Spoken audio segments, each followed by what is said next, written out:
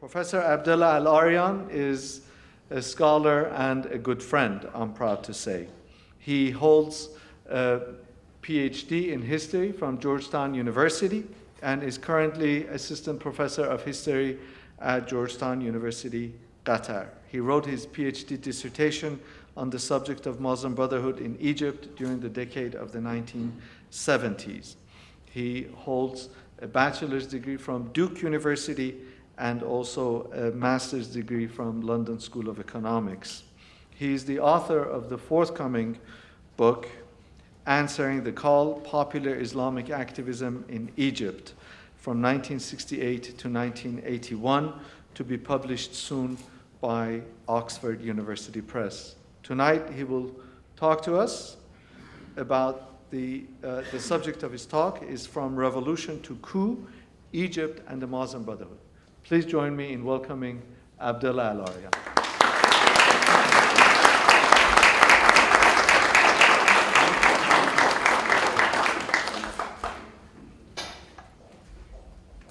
Thank you very much, Dr. Kamrava, everyone at the center, and everyone at Georgetown University. It's really great to be back here.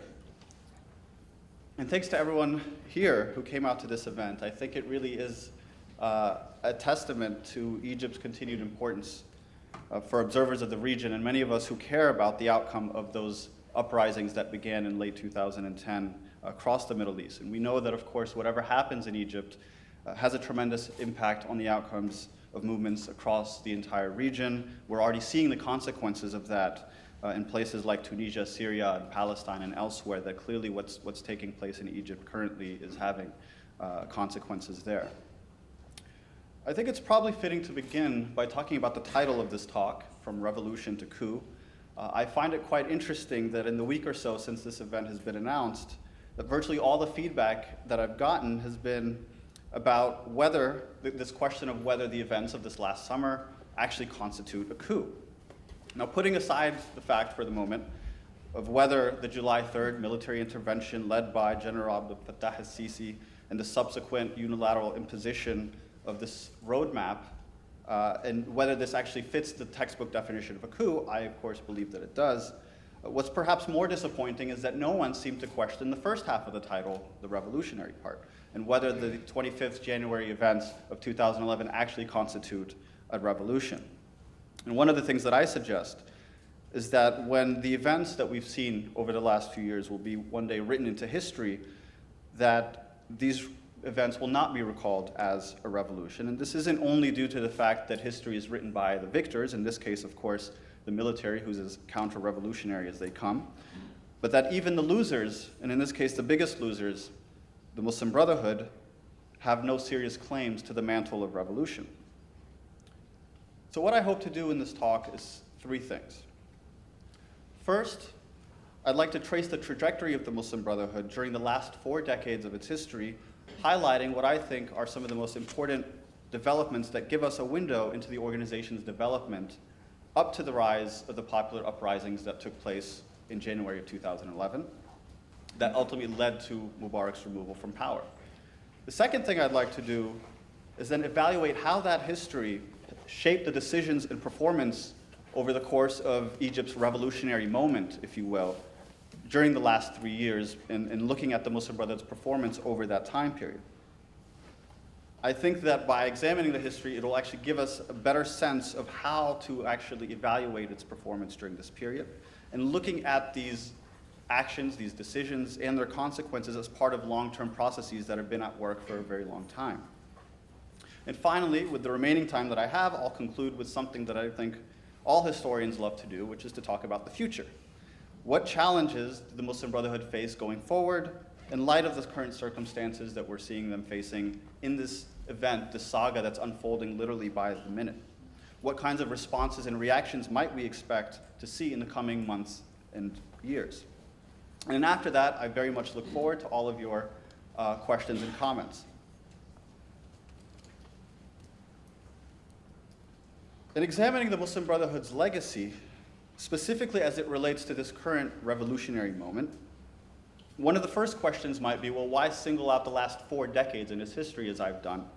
especially when we consider that the Muslim Brotherhood has an 85-year legacy that goes all the way back to the foundation, of course, by its charismatic leader and founder, Hassan al-Banna, and that it's actually experienced very few or minor ideological or organizational shifts since that initial period. But one of the things that I've argued is that with the group's re-emergence in the 1970s, following the release of its remaining leadership from the prisons of Gamal Abdel Nasser, it witnessed a rebirth that redefines this original Islamic mission or message of the Muslim Brotherhood in a very different and new context. So what do I mean by that? If we're looking at the early period of the Muslim Brotherhood, one of the things, of course, we're seeing is that the context very much matters. That you have a situation, at least in the 1930s, the interwar politics, the so-called liberal experiment that's taking place within the Egyptian society at that time, the colonial rule, the continuation of the British occupation, the supposedly corrupted monarchy that, of course, is becoming increasingly unpopular, a parliament, an elected parliament that's made up of the old landed elite, that all of that, of course, no longer exists in the period that we're now looking at. But also, if we go forward in time and look at specifically the authoritarianism of the Nasser era, with its experiments in revolutionary socialism and Arab nationalism, and of course the massive widespread repression of all independent social and political forces, that too is also something that doesn't exist after the 1960s. And so it's really that period with the rise of Anwar al-Sadat to the presidency in 1970 that brings about the Muslim Brotherhood and reshapes it in the way that we know it today. Egypt, of course, during this period finds itself in a decidedly new era, politically and socially. And though he was by no means a democrat, Anwar al-Sadat did establish the semi-authoritarian political system, the liberalizing economic arrangements that would come to define Egyptian politics from the 70s through basically the end of the Mubarak period. This was a political system that shifted autocratic power away from the military and toward this new urban middle class. It witnessed the rise of an oligarch class that benefited from the economic liberalization measures. And it saw, of course, the rise of a new political base of regime beneficiaries that were eventually represented in the National Democratic Party and its patronage networks. So how did these broader political and socioeconomic developments affect the Muslim Brotherhood specifically? Well, during the course of its reconstitution, the organization's veteran leadership tapped into this emerging social group that was increasingly urbanized, middle class, professional, and to a certain extent, more religiously devout, due in large part to this disenchantment or disillusionment with the failures of the Nasser period and its failure to answer the problems that were facing Egyptians throughout the 1950s and 60s.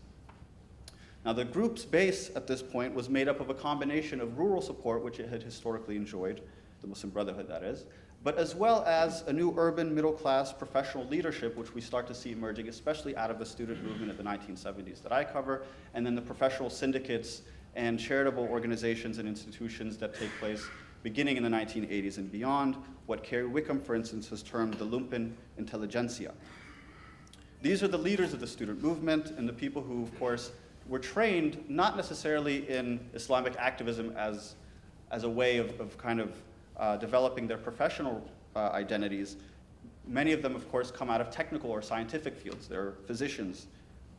They work in engineering or in pharmacy. These are the kinds of degrees that they pursued. And what this means, of course, is that they then have deferred the idea of Islamic activism to the previous generation of leaders, of movement leaders who have, of course, established what the Muslim Brotherhood ideology is. And so the changes that we see exhibited during the 1970s and beyond mean that there was little actual change in the ideology of the movement. And in fact, what we see more of is a streamlined approach to the Muslim Brotherhood message. We see a reconstitution of the dawah, the modes of delivery in the way that the Muslim Brotherhood is now beginning to appeal to Egyptians during a time in which we're seeing more of a fragmented sense of Islamic identity. We see the rise of multiple movements beyond the Muslim Brotherhood, which of course historically had always experienced a monopoly on Islamic activism. And this is not only competition among Islamist groups, but even the state itself becomes an actor in this marketplace of Islamic ideologies, as Anwar al-Sadat himself is beginning to try and characterize his rule as Islamically sanctioned. He calls himself, of course, the believer president. And so what this means over time is that the Muslim Brotherhood is slowly beginning to engage more directly with society and to a certain extent as well with the state. And so what this tells us, I think, at least insofar as how it relates for the organization's development up to the period of the 2011 protest, is that it's increasingly trying to reach some level of accommodation with the state as opposed to being a revolutionary movement, which I argue it never actually exhibited. And so if we look across the breadth of history, or at least the Muslim Brotherhood's history, it's always been behind the revolutionary curve in Egypt. It's not a revolutionary movement, it's a reform movement. And this difference is critical to understanding how it actually behaved and performed during the last few years.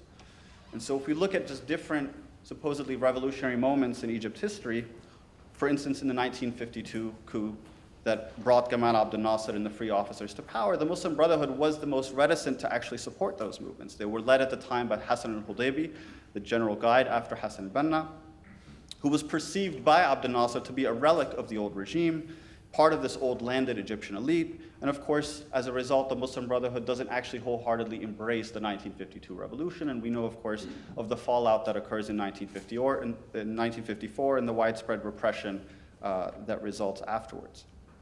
We see this also again in the 1970s and early 1980s, when we find the rise of militant groups that were inspired by the writings of Sayyid Qutb, desiring to bring an Islamic revolution to Egypt, that the moderate mainstream of the Muslim Brotherhood, led by Umar al-Tilmisani, who then becomes the general guide after Hassan al-Hudaybi, that he actually condemns this militancy and this revolutionary rhetoric of these movements, instead reaffirming gradual change and commitment to social change through a long-term process rather than through revolution. More recently, we see this, of course, through the leadership of Mahdi Akif and Muhammad Badia, the last two general guides of the Muslim Brotherhood, when they were considering the possibility of joining with a broader, rising, non-ideological social movement that emerges from within Egyptian civil society that's represented by groups like Kifaya or the April 6th movement. And of course, we see that the Muslim Brotherhood opts not to join with those movements and instead focuses on its narrow opposition to the regime, which focuses purely on these internal reforms to the system and respects the so-called red line of not opposing the hereditary plans in place for Gamal Mubarak to succeed his ever-aging father. But it's one of those interesting things when you listen to some of the Muslim Brotherhood leaders recently, and not many of them, of course, have had the luxury of being able to reflect on the last few years, but those who have, many of them, of course, being in exile, one of the common things you'll hear is that the Muslim Brotherhood was not revolutionary enough, that this was actually their fatal mistake during the last few years. Well, what do they mean by that, not revolutionary enough? Let's actually examine the legacy of the Muslim Brotherhood during the period of the January 25th uprising and beyond. Well, up to the point of these protests, the Muslim Brotherhood had slowly begun to try and reach some kind of accommodation with the Mubarak regime. In 2005, there was a sort of unspoken agreement between the leadership of the Guidance Bureau, the central decision-making body within the Muslim Brotherhood, and Mubarak, in which they basically were allowed to contest for a very specific percentage of parliamentary seats. In those elections, they end up winning an unprecedented number of seats, 88, which makes up 20% of the Egyptian parliament. This has never happened before in Egypt's history. And of course, the idea being that they're slowly being integrated as this kind of acceptable opposition, even while the political party, or even while the organization is effectively outlawed. The group, of course, has to run its candidates as independents.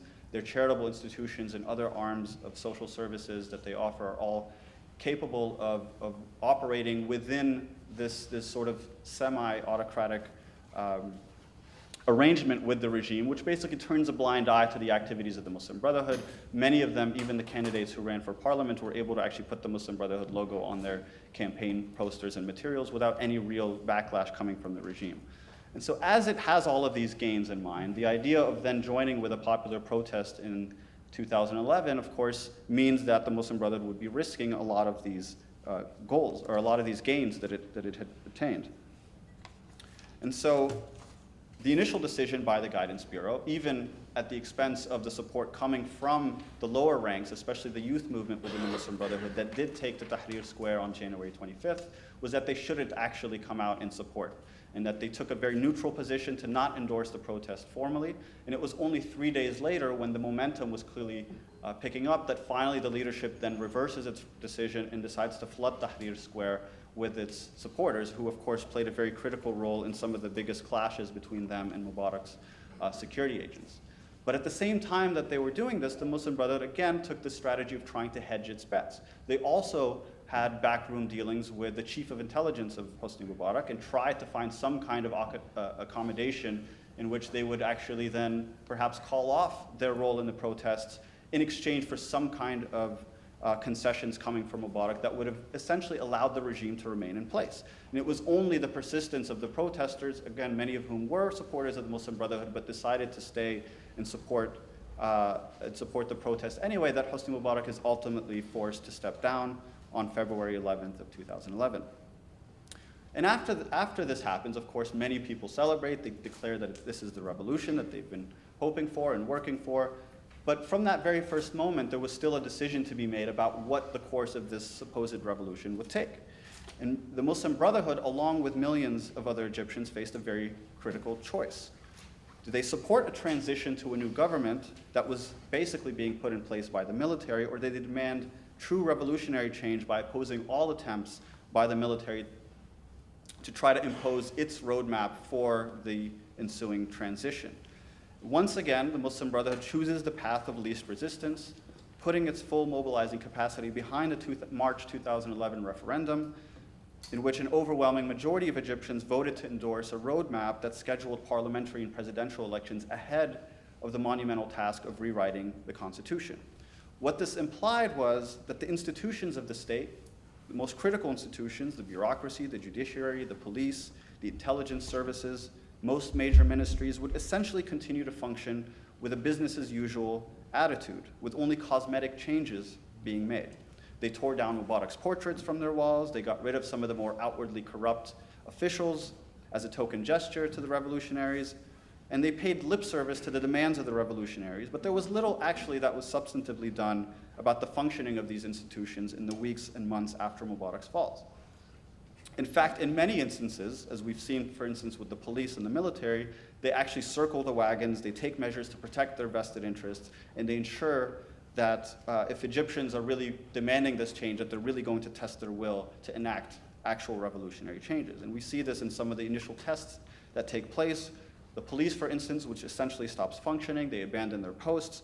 They make Egyptians make a very critical choice between their support for the revolution and their own personal security and safety.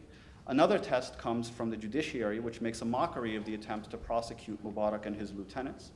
And an even more brazen ruling, the Mubarak-era Supreme Judicial Court, which had overseen some of the most corrupt and fraudulent elections in Egyptian history, had the audacity to disband the first freely elected parliament on a minor technicality, but all the parties, including the Muslim Brotherhood's Freedom and Justice Party, stayed silent and chose to abide by that ruling.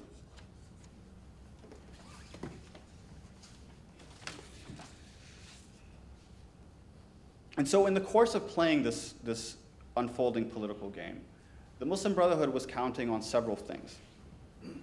First, as the leading opposition movement under Mubarak, they believed that they stood to gain the most by preserving at least some elements of the former regime's ruling arrangement. To scrap that system entirely would have jeopardized all of the gains that they had made over the previous couple of decades. And enacting a true revolution would have meant that they would simply be put on par with every other social force and political party that was being established that claimed to have this vision for the new Egypt. And of course, this means that to some extent that they had benefited, of course, from the previous arrangement, and they hoped to try to preserve or safeguard at least some of those gains. Secondly, I think there's something to be said about the fact that they continue to be in awe of the power of the military rulers. And this is possibly a product of years of psychological subjugation at the hands of the military that goes all the way back to the Nasser era. But for whatever reason, the Muslim Brotherhood continuously took exceedingly cautious positions in dealing with the SCAF, the Supreme Council of the Armed Forces. And even after the first civilian president was elected in Egyptian history, the Muslim Brotherhood continued to defer to the military on a number of critical issues. They guaranteed them immunity from prosecution for all of the abuses that they committed during the protests. They ensured that their economic interests, which some people have speculated could reach even up to 40% of the Egyptian economy, being in the hands of the military, that they ensured that these economic interests would remain completely untouched. And they even enshrined a lack of transparency and accountability of the military to a civilian government in the constitution that was passed last December. And in so doing, of course, the Muslim Brotherhood was actually helping to create the climate in which a freely elected president could be overthrown by a defense minister and head of the military who was appointed by that elected president, and that there would be actually no outrage from any of the institutions of the state and very limited outrage from the general public. And so as it did under Mubarak, once again, the Muslim Brotherhood appears to have been hedging its bets. It tried to appease these military authorities, avoiding all-out confrontation with the state, and focus on gradual reform to selected state institutions, while avoiding many others, like the intelligence, like the judiciary, and like, of course, the foreign policy establishment. They had no substantive way to address the oligarchical structures that had been in place over a long period of time. They couldn't, of course, handle the pressures, the economic pressures that the Egyptian people were being subjected to over the course of the Morsi presidency. And of course, we see this even playing out in the debacle that was the IMF loans, in the attempt by Morsi to actually bring about financial aid for the Egyptian economy. And finally, I think one of the other observations, at least insofar as the Muslim Brotherhood's assumptions are concerned, is that they counted on democratic legitimacy to trump the power of the so-called deep state. Now, I actually hesitate to use that term. I think it's been overused and misused. But for lack of kind of anything that really captures what we're trying to describe here, these deeply rooted institutions within various corners of power within the Egyptian state that have been termed the deep state, that they believe that simply by winning elections that this somehow provides you with the kind of democratic or legitimate cover to be able to actually outlast the maneuvers by some of these state institutions. And I think it's very ironic that although in many circles there's been a deep and abiding distrust of Islamists as being forces hostile to democratic institutions, this is actually the one area in which we can say the Muslim Brotherhood has been the most consistent. They've won every election that they've contested from March 2011 all the way to December 2012. On at least 5 different occasions, millions of Egyptians went to the polls and voted in favor of the group's candidates or its positions on a given referendum issue. Every single time, they've prevailed. This seems to have established a belief, perhaps a false belief, within the minds of their leaders that although the organs of the state, which they have had no control or even attempt to control over all of these different institutions, would somehow be able to roll back these victories over time. And so what we've seen, for instance, is that this psychological effect of democracy is somehow trumping the power of the deep state or the power of the former regime's apparatus of power, that there couldn't be any concrete measures taken to roll back these democratic gains, at least insofar as they were becoming institutionalized within this emerging state system that Egypt was trying to transition toward. And so what this means in practical terms is that although they understood the threat, they recognized that, yes, the judiciary could try, for instance, to dismiss the elected parliament, that they could dismiss candidates who were running for the presidency or dismiss their nominations, but on technical grounds, but they couldn't actually dismiss the idea, they couldn't roll back the idea that there should be a freely elected parliament or there should be a freely elected president, that those systemic changes were somehow being completely deeply rooted, and I think they overestimated that that had actually taken place, especially given what we see now in terms of the way that the current roadmap, the current transition is really only paying lip service to the idea that there will be elections. And if there are elections, hardly anyone actually believes that they'll be free and fair or open to all different parties, especially given what's happening to the party that won the most number of seats in the last election. And so while you could possibly sympathize with this logic that you really believe that democratic legitimacy has somehow trumped the ability of this state to actually be able to overcome that somehow Egypt had made it past a point of no return, that this in fact clearly is not what had actually taken place. And of course, the Muslim Brotherhood, through Morsi's presidency, overplayed its hand. And of course, this, I think, extends even beyond the Muslim Brotherhood, that all of its revolutionary partners as well had failed to uproot those institutions of the past. And for all that we've heard about the so-called Ikhwanization of the state, or the idea that the Muslim Brotherhood was then placing all of its key supporters and figures within these various sensitive positions in the state structures or the state bureaucracy, when the Ikhwanization took all of 5 minutes after the overthrow of Morsi, you wonder whether it was ever really something to begin with. Probably not. And so now I've tried to make the case that the Muslim Brotherhood hadn't really taken over the levers of power, and so I didn't actually deem it very necessary to talk about its performance from a policy standpoint. I think that's something we can certainly discuss further if you're interested in it. But suffice it to say that the portfolios in which they did try to exert some degree of control when they were in power, the record was very mixed, and that's really putting it generously. I'd say a couple of points about that, though. First, I think this is really what you get when a state that's been living under dictatorship for 60 years all of a sudden opens the way for political participation on the part of its citizens who have neither the vision nor the experience to be able to put forward. And of course here, the second observation being that the Muslim Brotherhood somehow overestimated once again its ability to really put forward a comprehensive platform for governance, that the ways in which, for instance, they manage their social services institutions, their charities, their schools, their mosques, simply could not translate well to the institutions of the state. It was just not the same kind of transition that they perhaps had assumed, or many other outside observers have thought that that somehow serves as qualifications. I mean, I know it's a kind of interesting thing that we see taking place, you know, in political systems around the world, in which someone could basically say they were a community organizer, and that gives them the kind of credentials to become president. Well, that's the kind of platform that the Muslim Brotherhood was attempting to run on, at least insofar as they hoped that their deep experience as being kind of this so-called state within a state would somehow translate well into the levers of power once they were able to be elected into the parliament and then later into the presidency. And of course, this, I think, was a highly presumptuous assumption. And of course, the failure to then build some kind of consensus with the other revolutionary factions, not to say that there wasn't a high degree of obstructionism, again, from many of those sectors. We could talk about individual figures and movements and how they also interacted to try and subvert the attempts by the Muslim Brotherhood to actually govern effectively. But in the end, I think it's clear to say that the revolutionary moment was certainly lost, at least insofar as the divisions that emerged within this revolutionary consensus that never really took hold, and then of course in the way that the institutions of the state really left their mark on the Muslim Brotherhood as well as other organizations. So I'd like to conclude with just a few thoughts on where things are likely to be headed in the coming weeks and months.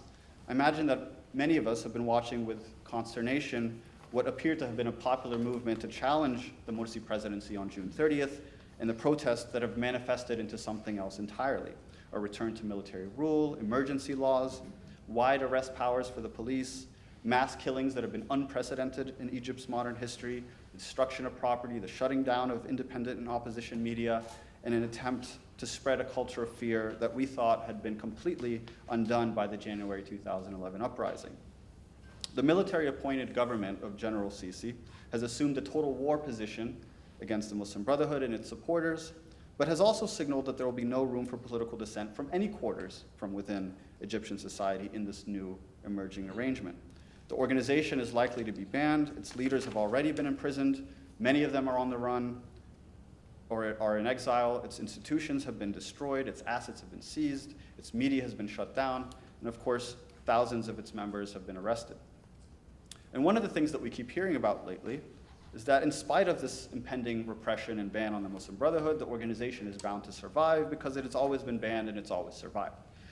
In fact, we've even heard some people who've said that it prefers to live in the shadows, that it prefers to actually flourish within this kind of underground scenario. But without questioning the survival instincts of the Muslim Brotherhood, I would urge caution on that for a couple of reasons. First, I think it's been made clear that this impending repression that we're seeing now is going to be unlike anything that we've seen before. First, the military believes that they have a popular mandate to destroy and suppress this Islamic impulse that exists within society as represented by the Muslim Brotherhood. And it's even employed, of course, the war on terror discourse that we've seen, the imagery of it, in order to try to pursue it and destroy it. This is likely to continue and actually would probably even be stepped up in coming months as this military and police violence will give way to legal and institutional attempts to repress the organization. And unlike in past eras where the authoritarian rulers couldn't afford to have an all-out ban on the organization, they allowed it to continue. They turned a blind eye, as we said before. They allowed it to kind of survive and thrive within certain corners that it had, or certain areas that it had basically carved out for itself. That the fear, of course, at the time was that if Mubarak or Sadat or anyone was really going to clamp down completely on the Muslim Brotherhood, that this would actually engender a wider revolt or a wider protest movement, that it could perhaps even consolidate around a wider opposition. While the military regime that's in place now doesn't have that fear. They believe that this is really an attempt to try and crush the organization. But secondly, I would say, and perhaps more fundamentally, it's important to note that although the Muslim Brotherhood has a history of existing underground, safeguarding its organizational structure and hierarchy from the machinations of the state security apparatus, it's increasingly moved away from that over a process that goes back to the mid-1990s and was accelerated really in the last 3 years. The organization was becoming increasingly public. It was functioning in relative openness. For the first time in decades, observers, the general public, and perhaps more crucially, the institutions of the state were becoming increasingly aware of how the organization functions, its internal mechanisms, its formal and informal structures, the key players, the key internal divisions and factions that exist within the organization, the modes of communication, the informal networks of mobilization that exist, the placement of its assets, the relationship between the central hierarchy and its various social services institutions.